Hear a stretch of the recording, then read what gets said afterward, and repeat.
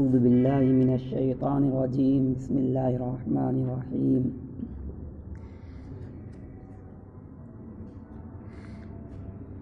والتین والزیتون وطور سینین وهذا البلد الامین لقد خلقنا الانسان فی احسن تقویم ثم رددناه اسفل سافلین إلا الذين آمنوا وعملوا الصالحات فلهم أجر غير ممنون فما يكذبك بعد بالدين أليس الله بأحكم الحاكمين۔ یہ سورہ تین ہے۔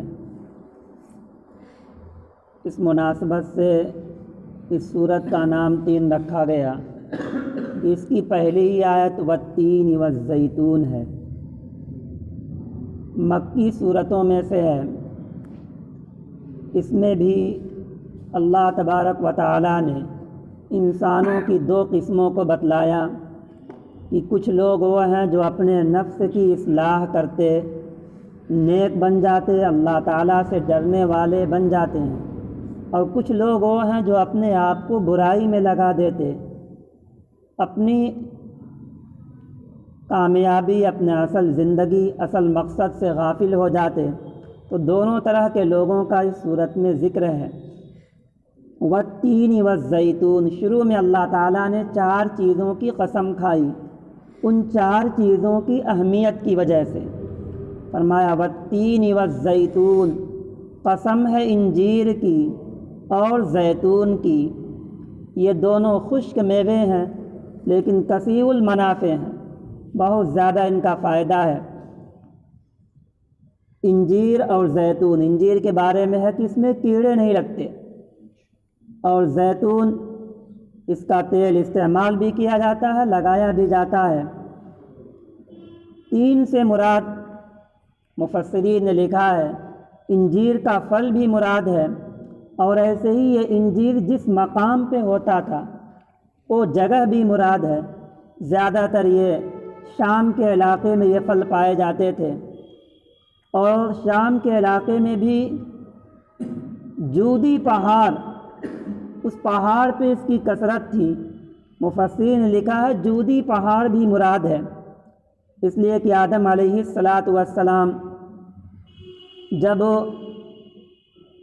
درخت کے قریب ہوئے، درخت سے کھا لیے، تو اللہ تعالیٰ نے انہیں دنیا میں بھیجا۔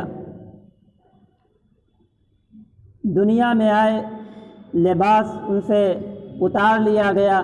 فَطَفِقَا يَخْصِفَانِ عَلَيْهِمَا مِنْ وَرَقِ الْجَنَّةِ، وہ دونوں آدم بھی حوا بھی درخت کے پتوں سے اپنے آپ کو چھپانے لگے، اپنے سطر کو چھپانے لگے۔ مفسرین نے لکھا ہے کہ وہ درخت اس میں انجیر کے پتے تھے، سے اپنے آپ کو چھپانے لگے۔ اور زیتون، جہاں پہ فلسطین، جہاں پہ بیت المقدس ہے، وہ مقام مراد ہے زیتون سے۔ عیسیٰ علیہ السلام ان کی یہ خانقاہ تھی، زیتون جو مقام ہے عیسیٰ علیہ السلام کی یہ خانقاہ تھی، یہاں پہ عبادت بھی کیا کرتے تھے، اصلاح بھی کرتے تھے لوگوں کی، تو مقام بھی مراد ہے زیتون سے۔ اور ملک شام اس اعتبار سے بھی کہ وہ انبیاء کا معدن ہے، ملک شام کو کہا جاتا ہے معادن الانبیاء، انبیاء کے خزانے، انبیاء کے نکلنے کی جگہ۔ سارے نبیوں نے ملک شام کا ہجرت کیا ہے، بہت سے انبیاء ملک شام میں پیدا ہوئے۔ سیدنا ابراہیم علیہ السلام یہ بھی ہجرت کر کے اپنے وطن سے ملک شام ہی آئے۔ خود آپ صلی اللہ علیہ وسلم نبوت سے پہلے 2 دفعہ ملک شام گئے تھے، اور نبوت کے بعد بھی معراج کے موقع پر آپ صلی اللہ علیہ وسلم نے ملک شام ہی میں بیت المقدس میں انبیاء کی امامت کرائی۔ کلام پاک میں اس کا ذکر ہے سبحان الذی اسری بعبدہ لیلا من المسجد الحرام الی المسجد الاقصی، پاک ہے وہ ذات جس نے آپ کو راتوں رات مسجد حرام سے مسجد اقصی لے گئی۔ تو سارے انبیاء مسجد اقصی جماتے، اور وہ ملک شام کا علاقہ نبیوں والا علاقہ ہے، تو اس کی اہمیت کے بنا پر اللہ تعالیٰ نے اس کی قسم کھائی، ملک شام کے علاقے کی۔ والتین والزیتون، قسم ہے تین کی، انجیر کی، اور قسم ہے زیتون کی۔ وطور سینین، قسم ہے طور سینا کی۔ یہ وہ پہاڑ ہے جس پہاڑ پر موسیٰ علیہ السلام کو نبوت ملی تھی۔ اس پہاڑ کو اس بنا پہ شرف حاصل ہے کہ اسی پہاڑ پہ اللہ تعالیٰ سے موسیٰ علیہ السلام نے بات کیا تھا۔ خود اللہ تعالیٰ نے کلام پاک میں فرمایا، موسیٰ یہ عام جگہ نہیں، آپ اپنا جوتا نیچے اتار دیجئے۔ فَاخْلَعْ نَعْلَيْكَ إِنَّكَ بِالْوَادِ الْمُقَدَّسِ طُوًى، آپ مقدس وادی طویٰ میں ہیں۔ تو طور سینا، اس کی ایک خصوصیت یہ بھی ہے کہ موسیٰ علیہ السلام توریت کتاب لے کر کے آئے اپنی قوم کے پاس، بنی اسرائیل کے پاس۔ بنی اسرائیل انتہائی ضدی قوم تھی، وہ بات مانتے نہیں تھے۔ ان لوگوں نے کہا ہمیں کیسے پتہ کہ یہ کتاب آپ اللہ کے پاس سے لے کے آ رہے ہیں؟ ایسا ہو سکتا ہے کہ آپ اس کو لکھ لی ہوں، اپنے گھر سے لے کے آئے ہوں، یا گئے ہوں کوئی آدمی آپ کو دے دیا ہو؟ ہم مانیں گے نہیں جب تک ہم کھلم کھلا یہ نہیں دیکھیں گے کہ اللہ تعالیٰ آپ کو کتاب دے رہا ہے۔ حتیٰ نر اللہ جہرۃ، یہاں تک کہ ہم اللہ تعالیٰ کو کھلم کھلا دیکھ لیں۔ موسیٰ علیہ السلام 70 لوگوں کو لیے اور لے کر کے طور پہاڑ پہ آئے۔ اللہ تعالیٰ نے طور پہاڑ کو ان کے اوپر سائبان کی طرح اٹھا دیا کہ مانو نہیں مانو گے تو ابھی یہ پہاڑ، ورفعنا فوقہم الطور، ہم نے طور پہاڑ کو ان کے اوپر اٹھا دیا۔ کأنہ ذلہ، گویا کہ وہ سائبان ہے، نہیں مانے تو تمہارے اوپر یہ گرا دیا جائے گا اس پہاڑ کو۔ اس بنا پر بھی اس پہاڑ کی خصوصیت ہے، اس خصوصیت کی وجہ سے اللہ تعالیٰ نے اس طور سینا کی قسم کھائی۔ قسم ہے طور سینین کی، طور سینا کی۔ چوتھی جگہ وَهَذَا الْبَلَدِ الْأَمِينَ، قسم ہے امن والے شہر کی۔ امن والے شہر سے مراد مکہ مکرمہ ہے، جو نبی آخر الزماں محمد صلی اللہ علیہ وسلم کا جائے وطن ہے۔ آپ صلی اللہ علیہ وسلم کی یہیں پیدائش ہوئی۔ پہلے یہ امن والا نہیں تھا، یہ بستی تھی ہی نہیں، بالکل زی زرع میدان تھا، گھاس نام کی کوئی چیز نہیں تھی۔ سیدنا ابراہیم علیہ السلام، اللہ تعالیٰ نے ان کا امتحان لیا، ان کو آزمایا، پوری زندگی ان کی آزمائش ابتلا سے بالکل بھری ہوئی ہے۔ تو ابراہیم علیہ السلام کا اللہ تعالیٰ نے امتحان لیا، بیٹے پیدا ہوئے آخر عمر میں اسماعیل۔ جب تھوڑے بڑے ہوئے حکم ہوا کہ اسماعیل کو اور ان کی والدہ ہاجرہ کو دونوں کو لا کر کے زی زرع وادی میں چھوڑ آئیے، جہاں گھاس نام کی بھی کوئی چیز نہ ہو۔ ابراہیم علیہ السلام فوراً لا کر کے چھوڑ آئے، اور جب واپس جانے لگے تو اسماعیل کی والدہ ہاجر نے کہا یہاں ہماری دیکھ ریکھ کون کرے گا؟ ایسے آپ چلے جا رہے ہیں، ذمہ دار ہمارا کون ہوگا؟ پھر پیچھے مڑ کے ابراہیم علیہ السلام نہیں دیکھے، خود انہوں نے کہا اللہ کا یہ حکم ہے۔ ابراہیم علیہ السلام نے کہا ہاں اللہ کا یہ حکم ہے۔ انہوں نے کہا اذن لا یضیعنا، تب تو اللہ ہمیں ضائع نہیں کرے گا۔ تو اسی جگہ اسماعیل علیہ السلام کو چند دنوں کے بعد پیاس لگی، اللہ تعالیٰ نے اپنی قدرت سے زمزم کا پانی وہاں سے نکال دیا اسماعیل کے ایڑی کے پاس سے، اور وہ زمزم کا پانی تب سے لے کر کے ابھی تک پیا جا رہا ہے۔ اس میں اللہ تعالیٰ نے غذائیت بھی رکھ دی ہے، یعنی خوراک بھی اس میں ہے اور پینے کا بھی وہ کام دیتا ہے۔ تو خوشگوار پانی اللہ تعالیٰ نے عطا کر دی۔ کچھ دنوں میں دھیرے دھیرے لوگ وہاں بسنا شروع ہوئے، جب پانی دیکھے تو چرندے آئے، پرند بھی، ایسے انسان بھی وہاں بسنا شروع ہوئے۔ دھیرے دھیرے پھر وہ علاقہ بسا۔ ابراہیم علیہ السلام وقتاً فوقتاً آتے تھے، انہیں حکم ہوا بیت اللہ کی تعمیر کیجیے، تعمیر کیے۔ پھر ابراہیم علیہ السلام نے کہا رب انہن اضللن کثیرا من الناس فمن تبعنی فانہ منی ومن عصانی فانک غفور رحیم ربنا انی اسکنت من ذریتی بواد غیر ذی زرع عند بیتک المحرم، اے رب میں نے انی اسکنت من ذریتی، میں نے اپنی اولاد کو یہاں بسایا یہ کھیتیوں والا علاقہ نہیں ہے، غیر ذی زرع، تیرے محترم گھر کے پاس، بیت اللہ کے پاس ہم نے اپنی اولاد کو بسایا، یہ کھیتیوں والی جگہ نہیں ہے، انہیں آپ رزق دیجیے، وَارْزُقْهُم مِّنَ الثَّمَرَاتِ، پھلوں سے آپ انہیں رزق دیجیے۔ تو ابراہیم علیہ السلام نے اسے بسایا اس شہر کو اللہ تعالیٰ نے امن والا شہر بنا دیا، جانوروں کو بھی وہاں امن رہتا ہے، انسانوں کو بھی امن ہے، کوئی وہاں کسی کو مار نہیں سکتا۔ تو اللہ تعالیٰ اس عظمت والے شہر کی قسم کھا رہے ہیں، وَهَٰذَا الْبَلَدِ الْأَمِينَ، قسم ہے اس امن والے شہر کی جہاں پہ ہم نے اپنے محبوب کو پیدا کیا۔ آپ صلی اللہ علیہ وسلم وہاں پہ پیدا ہوئے اور حضرت کو اس شہر سے بہت محبت تھی۔ مکے والے آپ صلی اللہ علیہ وسلم کو جب نکال رہے تھے ہجرت کے وقت، آخری وقت میں آپ صلی اللہ علیہ وسلم بیت اللہ کی طرف دیکھے اور آپ نے فرمایا، اے مکہ تو کتنا پیارا شہر ہے، ہم کبھی یہاں سے نکلتے نہیں اگر یہاں کے لوگ ہم سے نکالتے نہ تو ہم اس شہر کو چھوڑتے نہیں۔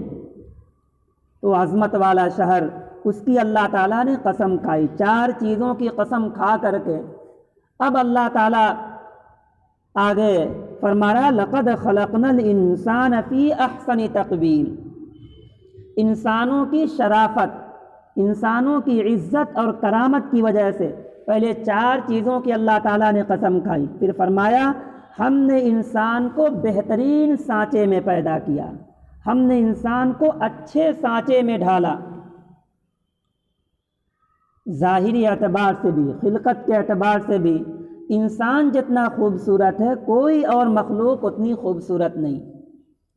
انسان کو اللہ تعالیٰ نے بہت ہی خوبصورت بنایا، یہی وجہ ہے کہ ہم خوبصورت خرگوش کو یا خوبصورت جانوروں کو دیکھتے لیکن کوئی انسان یہ تمنا نہیں کرتا کہ کاش ہم اس طرح ہو جاتے، اس جانور کی طرح ہو جاتے، لیکن اتنا خوبصورت اللہ تعالیٰ نے انسان کو بنایا، موضوع مناسب اعضاء کس کو کہاں لگانا ہے، اور کروڑوں نعمتیں اللہ تعالیٰ نے اس جسم میں دے رکھی۔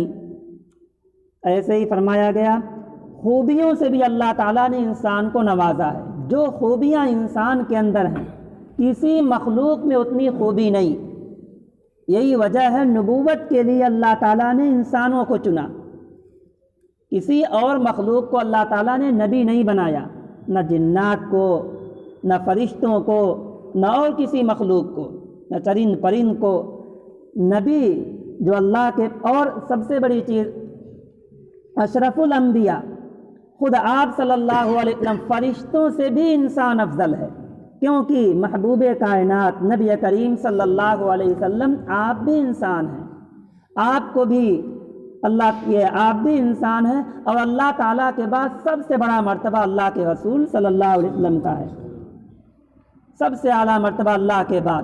تو اپنے حبیب کو بھی اللہ تعالیٰ نے بہترین سانچے میں ڈالا، اور یہ انسانوں ہی میں یہ کمال رکھا اللہ تعالیٰ نے۔ تو انسان اگر اپنی خوبیوں کو پہچانے، اللہ کے حکموں کے مطابق زندگی گزارنے والا ہو، تب وہ انسان کہلانے کا مستحق ہوتا ہے، ورنہ انسان برابر ہے، نفس انسان میں کوئی فرق نہیں۔ اصل جو جوہر ہے، کامیابی ہے، وہ ہے تقوی، اپنے اندر علم کا لانا، حلم بردباری ہو، انسانیت ہو، ورنہ یہی انسان اگر اپنی قدر کو نہ پہچانے، اپنے مرتبے کو نہ پہچانے، جب کسی انسان کو اللہ تعالیٰ نے بہترین شکل و صورت میں بنایا، بہترین سانچے میں ڈالا اور بہترین صلاحیت عطا کی، جو صلاحیت انسان کے پاس ہے کسی مخلوق کے پاس وہ صلاحیت نہیں۔ یہی وجہ ہے طرح طرح کی چیزیں روز بروز انسان ایجاد کرتا رہتا ہے، نکالتا رہتا ہے، دن بدن نئی نئی چیزیں ایجاد ہوتی رہتی ہیں، وہ سب اللہ تعالیٰ کی عطا کردہ ہیں۔ تو اگر انسان اس سے گر جائے، من مطابق زندگی گزارنے لگے، انسانیت سے گر جائے، تو پھر فرمایا گیا ثم رددناہ اسفل سافلین، پھر ہم اسے نچلوں میں بھی سب سے نچلا کر کے لوٹا دیتے ہیں، سب سے نچلا کر کے پہنچا دیتے ہیں، یعنی جانوروں سے بھی یہ گیا گزرا ہو جاتا ہے۔ کب؟ جب یہ شرارت پہ آمادہ ہو جائے، قتل و غارت گری پہ آمادہ ہو جائے، تو پھر انسان جانوروں سے بھی گیا گزرا ہو جاتا ہے۔ اس لیے کہ یہ بات نہیں سنی گئی ہوگی کہ کوئی جانور اپنے جنس کو کھاتا ہو، اپنے جانوروں کو، اپنے ہی جنس کے جانوروں کا شکار کرتا ہو۔ جانور شکار دو وجہ سے کرتے ہیں، یا دو وجہ سے کسی کو کاٹتے ہیں، کسی کو نقصان پہنچاتے ہیں، تکلیف دیتے ہیں۔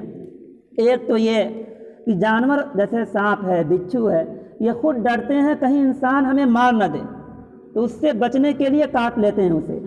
اور کچھ جانور ہیں جو انسانوں کا یا اور جانوروں کا جو شکار کرتے ہیں تو اپنی خوراک کے لیے، کھانے کے لیے، ان دو مقصد سے جانور شکار کرتے ہیں۔ لیکن انسان جب اخلاق سے گر جاتا ہے، جب گندی عادت اپنے اندر پیدا کر لیتا، اتنا فساد پہ آ جاتا ہے، تو پھر رحم کو کھو بیٹھتا ہے۔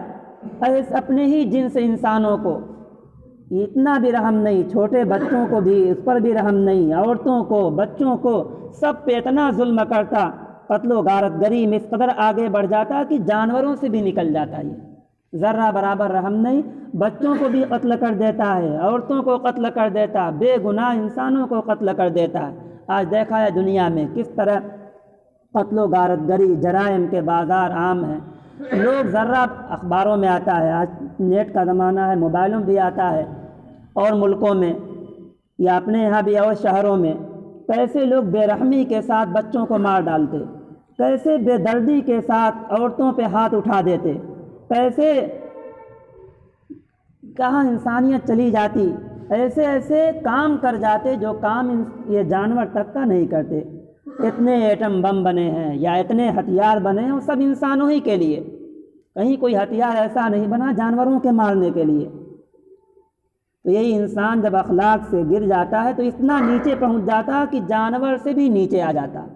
دوسری تفسیر مفسرین نے اس کی لکھی کہ غددناہ اسفل سافلین کا ایک مطلب یہ بھی ہے کہ اللہ تعالیٰ ایک وقت انسان کو، ایک وقت ہوتی ہے، ایک عمر ہوتی ہے کہ وہ بچہ رہتا ہے، پھر ایک عمر ہوتی ہے کہ وہ اپنی جوانی کو پہنچتا ہے، پھر اللہ تعالیٰ بچے ہی والی حالت میں یعنی بڑھاپا اس کے اوپر لے آتا ہے، اور دھیرے دھیرے جب اور بوڑھا ہو جاتا ہے تو لِكَيْ لَا يَعْلَمَ بَعْدَ عِلْمٍ شَيْئًا، اسے ارذل عمر کہا گیا ہے کہ جاننے کے بعد اس وقت عقل بھی اتنی کام نہیں کرتی، بلکہ جو چیزیں بچوں کے اندر پائی جاتی ہیں اس میں سے اکثر چیزیں اس عمر میں پائی جانے لگتی، تو اس عمر تک اللہ تعالیٰ پہنچا دیتے ہیں۔ ایک تیسری تفسیر مفسرین نے کی کہ اللہ تعالیٰ نے سوچنے کے لیے، سمجھنے کے لیے عقل دیا ہے۔ جب انسان اپنی عقل کو کام میں نہیں لاتا تو اللہ تعالیٰ اسے سب سے زیادہ نیچے کر دیتے ہیں، سب سے زیادہ پست کر دیتے ہیں۔ جیسے کتنا ماہر لوگ ہوتے ہیں، کافی جاننے والے، تجربے کار، سائنسلی کہا جاتا انہیں، لیکن عبادت کس کی کرتے؟ اپنے ہاتھ سے بنائے ہوئے چیزوں کی عبادت کرتے، بت کی، یا کچھ تو ایسے ہیں جو اپنے سے بھی زیادہ کمزور جانوروں کی عبادت کرتے۔ دنیا میں دیکھ لیا کیسی کیسی چیزوں کی عبادت ہو رہی ہے، بہت سی ایسی چیزوں کی عبادت ہو رہی ہے جو انتہائی شرمناک چیز ہے، جس کا نام لینا بھی صحیح نہیں۔ ایسی ایسی چیزوں کی لوگ عبادت کرتے، عورتوں کی تصویر بنا کر کے اس کی عبادت ہوتی ہے، اس کی پوجا ہوتی، جانوروں کی تصویر لگا دیتے، شیر کی تصویر لگا دیتے، ہاتھی بنی رہتی ہے، اس کی عبادت ہوتی۔ اور اپنے میں سے، مسلمانوں میں سے کچھ لوگ ایسا کرتے کہ ایک اپنے ہی جیسے انسان سے، قبر والے سے مانگنا شروع کر دیتے۔ پہلے وہ بھی انسان تھے، ان کا انتقال ہوا، نہلایا دھلایا گیا، پھر اس کے بعد لا کے انہیں قبر کے اندر رکھ دیا گیا، مزار بنا دیا گیا۔ چند دنوں کے بعد یہ ہوتا ہے کہ انسان انہی سے مانگنے لگتا ہے، یعنی اللہ جیسا انہیں سمجھنے لگے، اس لیے کہ من و عطا کی صفت اللہ تعالیٰ کی ہے۔ اللہ تعالیٰ جسے چاہیں دیں، اللہ تعالیٰ جسے چاہیں روک دیں، اللہ کے علاوہ کوئی اور دینے والا نہیں۔ پھر عقل اس طرح اللہ تعالیٰ پست کر دیتے کہ اپنے ہی جیسے انسان سے، وہ بھی جو دنیا سے چلے گئے، جس کو اس نے نہلایا، یہ لا کر کے قبر میں رکھا، اور پھر اسی جیسے انسان سے، اسی سے یہ مانگنے لگتا ہے۔ کب؟ جب اپنی عقل کو بروئے کار نہ لایا جائے تو پھر اللہ تعالیٰ اسے پست کر دیتے، اور اتنا پست کر دیتے کہ نچلوں میں بھی سب سے نچلا کر کے ہم لوٹا دیتے ہیں۔ الا الذین آمنوا وعملوا الصالحات فلہم اجر غیر ممنون۔ ہاں کچھ لوگ ہیں کہ اللہ تعالیٰ ان کے اجر کو بے انتہا عطا کرے گا، ان کے اجر کو ختم نہیں کرے گا، نہ ختم ہونے والا اجر انہیں دے گا۔ کون لوگ؟ جو ایمان لائے اور عمل صالح کیے۔ حدیث میں ہے، عبداللہ بن عباس رضی اللہ تعالیٰ عنہ حدیث کے راوی ہیں، فرمایا نبی کریم صلی اللہ علیہ وسلم نے کہ ایک شخص جب جوانی میں، قوت کے زمانے میں، طاقت کے زمانے میں جب عبادت کرتا ہے اور اللہ تعالیٰ اسے بیماری عطا کر دیتے، بیماری میں پھر وہ عبادت نہیں کر سکتا۔ مثال کے طور پہ قوت کے زمانے میں یہ نفل پڑھتا تھا، تسبیح کا اہتمام کرتا تھا، یا قوت کے زمانے میں یہ قرآن کی تلاوت 1 پارے 2 پارے کر لیا کرتا تھا، لیکن جب بیماری کا زمانہ آیا، پھر وہ قوت ختم ہو گئی، اب وہ طاقت نہیں کہ تلاوت کر سکے، تو اللہ تعالیٰ اس بیماری کے زمانے میں بھی وہ اجر اور نیکیاں اس کے لیے یہ فرشتوں کو حکم دے دیتے ہیں، وہ فرشتے بیماری کے زمانے میں بھی اجر لکھتے رہتے ہیں۔ کب؟ جب قوت کے زمانے میں، صحت کے زمانے میں نیک عمل کیا جائے، تو ایسے لوگوں کے اجر کو اللہ تعالیٰ ضائع نہیں کرتا، لہم اجر غیر ممنون، ان کا اجر چلتا رہتا ہے۔ ایسے ہی عبداللہ بن عمر رضی اللہ تعالیٰ عنہ حدیث کے راوی ہیں کہ انہوں نے ایک صحابی سے کہا، ہمیں حدیث مناجہ سنائیے، حدیث نجوہ، سرگوشی والی حدیث کہ کل قیامت کے دن اللہ تعالیٰ ایک بندے کو بلائیں گے اور بلا کر کے اس کے اوپر اللہ تعالیٰ اپنی چادر ڈال دے گا، اب جیسے بھی اللہ تعالیٰ کی چادر ہے، پھر اللہ تعالیٰ اس سے آہستہ آہستہ بات کرے گا، اس کے گناہ کو یاد دلائے گا کہ دنیا میں تم یہ گناہ کیے تھے، یہ گناہ کیے تھے، یہ گناہ کیے تھے۔ اس کے بعد سب کو اللہ تعالیٰ معاف کر دے گا، سب گناہ یاد دلانے کے بعد اللہ تعالیٰ معاف کر دے گا۔ یہ ہے حدیث، یہ کہ سرگوشی اللہ تعالیٰ اس سے چپکے چپکے کیا، کب؟ کہ وہ بندہ نیک تھا، اللہ تعالیٰ نیکی کے ساتھ اس سے کچھ گناہ ہوئے، اس گناہ کی وجہ سے اس کے اجر کو ضائع نہیں کیا، بلکہ اس کے گناہ کو اللہ تعالیٰ نے مٹا دیا۔ نیکیاں گناہوں کو مٹا دیتی ہیں، ان الحسنات یذہبن السیئات، یہ نیکیاں گناہوں کو کھا جاتی ہیں، مٹا دیتی ہیں۔ ایک صحابی نبی کریم صلی اللہ علیہ وسلم کے پاس آئے، انہوں نے کہا اللہ کے رسول ہم سے بہت بڑا گناہ ہو گیا۔ آپ نے فرمایا بیٹھے رہو مجلس میں۔ نماز کا وقت ہوا، نماز پڑھی گئی، نماز کے بعد انہوں نے پھر کہا اللہ کے رسول ہم سے غلطی ہو گئی۔ آپ نے فرمایا کہ جب جو نیک کام کیے، نماز پڑھے، یہ نیکیاں گناہوں کو مٹا دیتی ہیں، ان الحسنات یذہبن السیئات، نیکیوں کے اجر اللہ تعالیٰ برباد نہیں ہونے دیتا، اس کا ثواب ملتا رہتا ہے۔ الا الذین آمنوا وعملوا الصالحات، سوائے ان لوگوں کے جو ایمان لائے اور نیک عمل کیے تو ان کے لیے بے انتہا اجر ہے، بڑھاپے میں بھی ان کے اجر میں کوئی کٹوتی نہیں ہوتی، چاہے وہ نیک عمل نہ کریں، لیکن جوانی میں، طاقت کے زمانے میں جب وہ نیک عمل کرتے تھے تو یہ نیک عمل کا ثواب اللہ تعالیٰ انہیں دیتا رہے گا، ختم نہیں ہوگا وہ۔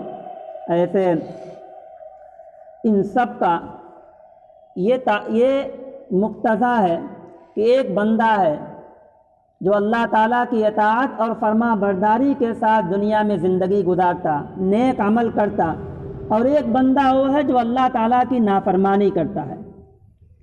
تو ان دونوں کے لیے کوئی ایسا دن ہونا چاہیے کہ نیک کام کرنے والوں کا اچھا بدلہ دیا جائے اور برا عمل کرنے والوں کا، برا کام کرنے والوں کا برا جزا، برا ٹھکانہ ان کا دیا جائے۔ دنیا میں تو یہ بدلہ ہو نہیں سکتا، اس کے لیے ایک ایسا دن ہونا چاہیے کہ اس دن میں اللہ تعالیٰ فرما بردار بندوں کو انعام سے نوازیں اور نافرمان بندوں کو سزاؤں سے انہیں اس کی جزا اور سزا دی جائے۔ اس کے لیے ایک دن ہونا چاہیے، جیسے کہ دنیا میں ہوتا ہے۔ دنیا میں ہم حاکموں کو دیکھتے ہیں، جو لوگ ان کی مطیع و فرما بردار ہوتے، ان کے کاموں کو کرنے والے، ان کی اطاعت کرنے والے ہوتے ہیں، انہیں وہ انعام سے، جزا سے نوازتے ہیں، عطیات سے نوازتے ہیں، اور جو نافرمانی کرتا ہے ان کی، انہیں وہ سزاؤں سے نوازتے ہیں، تو اللہ تعالیٰ جو سارے حاکموں سے بڑھ کر کے حاکم ہے، اس نے بھی ایک دن تیار کر رکھا ہے کہ نیک کام کرنے والوں کو ان کے نیکی کا پورا پورا اس دن بدلہ ملے، اور برا عمل کرنے والوں کو ان کے برائی کا پورا پورا بدلہ ملے۔ فرمایا گیا فما یکذبک بعد بالدین، تو کون سی چیز تمہیں جھٹلانے پر آمادہ کر رہی ہے، کیوں جھٹلا رہے ہو اس کے بعد بدلے کے دن کو؟ یعنی اس کے لیے تو ایک دن ہونا ہی چاہیے کہ اچھا عمل کرنے والوں کو اچھا بدلہ دیا جائے اور برا عمل کرنے والوں کو برا بدلہ دیا جائے، اس کے لیے ایک دن ہونا چاہیے۔ جب وہ دن ہونا ہے، یقینی ہے، تو کون سی چیز تمہیں آمادہ کر رہی ہے جھٹلانے پر؟ فما یکذبک، پھر کون سی چیز، پھر کیوں جھٹلا رہے ہو تم بعد اس کے بعد بدلے کے دن کو؟ وہ بدلے کا دن یقینی ہے، آنے والا۔ اسی کی یقین دہانی تمام انبیاء کرام نے کرائی، اور انبیاء کرام کے بعد جو ان سے قریب تر ہوئے ان لوگوں نے بھی یقین دہانی کرائی کہ ایک دن ایسا آنے والا ہے کہ انسان جو بھی عمل کر رہا ہے اس عمل کا حساب ہونا ہے، اس عمل کا جزا اور سزا اس کی ملنی ہے، وہ عمل اللہ رب العزت کے بارگاہ میں پیش ہوگا، اس کے لیے ایک دن متعین ہے۔ اس لیے ہم سب کو ہوشیار رہنا چاہیے، اور آج جو ہے یہ دونوں چیزیں ہو سکتی ہیں۔ آج توبہ بھی انسان کر سکتا ہے، آج نیکی کرنا چاہے کر سکتا ہے، کل صرف بدلہ ہی بدلہ رہے گا، کل نیکی کرنے کا یعنی حشر میں نیکی کرنے کا یا توبہ کرنے کا کوئی موقع نہیں رہے گا۔ آج عمل ہے اور کل حساب ہوگا، فَالْيَوْمَ عَمَلٌ وَالْغَدْ حِسَابٌ، اس لیے آج ہی سے اس دن کی تیاری کرنی چاہیے۔ القیس من دان نفسہ، عقل مند شخص وہ ہے جو ہر دن اپنے نفس کا دانہ، جو اپنے نفس کا حساب لیتا رہے، ہر دن اپنے نفس کا مواخذہ کرتا رہے، کیا ہم نے اچھائی کی، کیا ہم نے برائی کی، اسے عقل مند کہا گیا۔ جب ہر دن کا حساب ہوتا رہے گا تو پھر بہت سی برائیاں اپنے اندر جمع نہیں ہوں گی۔ فما یکذبک بعد بالدین الیس اللہ باحکم الحاکمین، کیا اللہ سب فیصلہ کرنے والوں سے بڑھ کے فیصلہ کرنے والا نہیں ہے؟ انہیں اللہ سب فیصلہ کرنے والوں سے بڑھ کے فیصلہ کرنے والا ہے، اس لیے فیصلے کا ایک دن متعین ہے، اس دن کی ہر ایک کو تیاری کرنی چاہیے۔ اس صورت میں ایک واقعہ بھی مفسرین نے لکھا ہے، وہ واقعہ یہ کہ اپنے تاریخ کا ابو جعفر نامی خلیفہ ایک شخص ہے، اس کا ایک قریب موسیٰ نام کا بہت ہی قریب اور اونچے عہدے پر تھے یہ، اس کی خلافت میں ایک دن چاندنی رات میں اپنی بیوی کے ساتھ بیٹھے ہوئے تھے، اور ہنسی میں انہوں نے اپنی بیوی سے کہہ دیا کہ اگر تم چاند کی طرح نہیں تو تمہیں 3 طلاق۔ اب بیوی الگ ہو گئی اور یہ بھی تشویش میں مبتلا ہو گئے، پوری رات سوئے نہیں کہ اسے تو 3 طلاق پڑ گئی۔ صبح آ کر کے خلیفہ ابو جعفر سے اپنا واقعہ بتلا کہ بہت پریشانی کے ساتھ ہماری رات گزری، ہم انتہائی پریشان ہیں۔ خلیفہ ابو جعفر نے وقت کے تمام علماء کو، مفتیان کو جمع کیا اور کہا فیصلہ کیجئے۔ سب علماء اور اس وقت کے جتنے بڑے عالم مفتی تھے، سب نے یہ فیصلہ کیا کہ اس کی عورت کو طلاق پڑ گئی۔ ایک صاحب تھے امام ابو حنیفہ رحمۃ اللہ علیہ کے شاگرد، مجلس میں موجود تھے، وہ خاموش رہے، وہ نہیں کچھ بولے۔ خلیفہ ابو جعفر نے کہا آپ بتائیے، انہوں نے کہا طلاق نہیں پڑی، اور استدلال کے لیے کلام پاک کی یہی آیت پڑھے، لقد خلقنا الانسان فی احسن تقویم، ہم نے انسان کو تمام مخلوقات سے افضل بنایا، بہترین سانچے میں ڈھالا۔ مخلوقات میں چاند بھی ہے، چاند بھی اللہ تعالیٰ کی مخلوق ہے، سورج بھی اللہ کی مخلوق، اسے بھی اللہ ہی نے پیدا کیا، اور سب سے اعلیٰ، سب سے اشرف انسان ہے۔ سب علماء نے اپنا فتویٰ واپس لیا اور یہی ہوا کہ طلاق نہیں پڑی، اس لیے کہ انسان چاند سے بھی زیادہ خوبصورت ہے۔ انسان کی تقویم، اس کا ڈھانچہ اللہ تعالیٰ نے انتہائی عمدہ بنایا، تو ایسا عمدہ بنایا ہے تو پھر اس انسان کو بھی چاہیے کہ جس مالک نے اس نعمت سے ہمیں نوازا، ہم اس مالک کی نعمت کی قدردانی کریں، اور مالک کے نعمت کی قدردانی یہی ہے کہ اس کی اطاعت اور فرما برداری کیا جائے، جن کاموں کے کرنے کا اللہ تعالیٰ نے حکم دیا ہے اسے کیا جائے، اور جن منکرات سے اللہ تعالیٰ نے اللہ کے نبی صلی اللہ علیہ وسلم نے روکا ہے اس سے حتی الامکان بچا جائے۔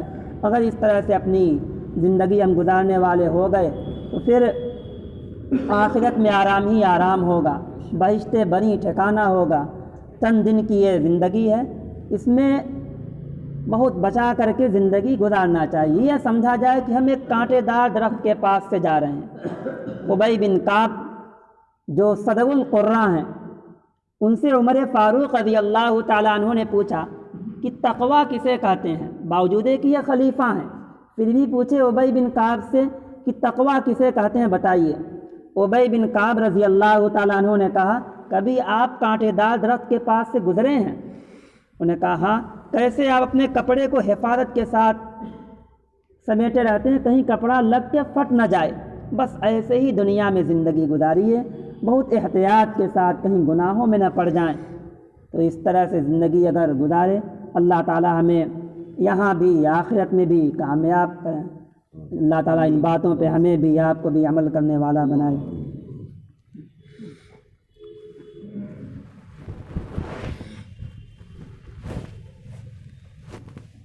الحمدللہ رب العالمین والصلاة والسلام علی رسولہ النبی الکریم محمد وآلہ وصحبہ اجمعین۔ اللہم انی علی ذکرک وشکرک وحسن عبادتک، اللہم لا مانع لما اعطیت ولا معطی لما منعت ولا ينفع ذا الجد منک الجد۔ الہ العالمین ہم سب کی خطاؤں کو گناہوں کو معاف فرما۔ یا اللہ اے کریم آقا، قرآن کریم کی برکت سے ہم سب کی زندگی میں برکت عطا فرما۔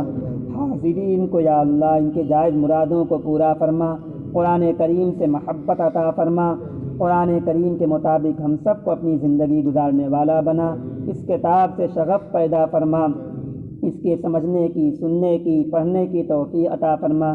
جو یہ سلسلہ قائم کیا گیا ہے یا اللہ اس سلسلے کو باقی رکھیے، اے کریم آقا اس سلسلے کو باقی رکھیے، اس مسجد کو اے اللہ بہت جلد اس میں جو تعمیری کام باقی ہے سے پورا فرما۔ ہم سب حاضرین کی دنیا میں بھی آخرت کی بھی ساری نعمتیں عطا فرما، اپنی کسی نعمت سے ہمیں محروم نہ کر۔ کل آخرت میں اے کریم آقا اپنے حبیب کی معیت نصیب فرما، نیک لوگوں کے ساتھ حشر و ایسی توفیق عطا فرما۔ دنیا کی زندگی کو بھی اے کریم آقا شاندار طریقے سے گزارنے والا بنا، اپنے حکموں کی اطاعت کرنے والا بنا۔ ہم سب کی زندگی میں برکت عطا فرما، دکان و مکان میں خیر و برکت، عفو و عافیت عطا فرما، راحت عطا فرما۔